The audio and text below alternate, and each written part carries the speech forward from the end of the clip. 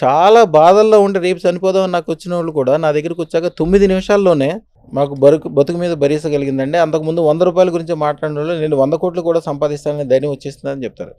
ఒక్కసారి ధైర్యం వచ్చిందా, ఒక్కసారి బీజం వేసిన తర్వాత భూమిలో మామిడికాయ టెంక బాదేదాకా మీరేం చేయరు. ఆ టెంకే దాని అంతటికే ఆకాశం అంతా వస్తుంది. ఆ టెంక సరైన నేలలో పాతాలి, సరైన వాడి దగ్గర తీసుకోవాలి ఆ టెంక, అంతే.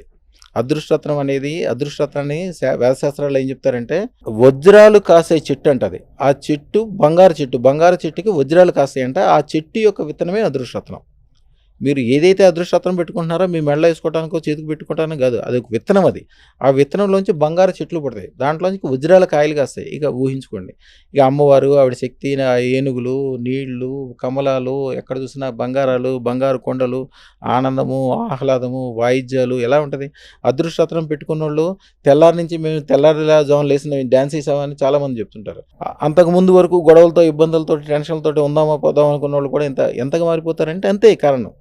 అమ్మవారి శక్తి ఆటోమేటిక్గా వస్తుంది. అది 300 సంవత్సరాల నుంచి వచ్చిన గురు పరంపర. మన చేతితో ముట్టుకుంటే మట్టి కూడా బంగారం అవ్వాలని వాళ్ళకి నమ్మకం తెలిసిపోతుంటుంది. శుభం భూయాత్ తల్లి. చాలా సంతోషం గురుగారు మిమ్మల్ని కలవడం. నమస్కారం. అమ్మమ్మ.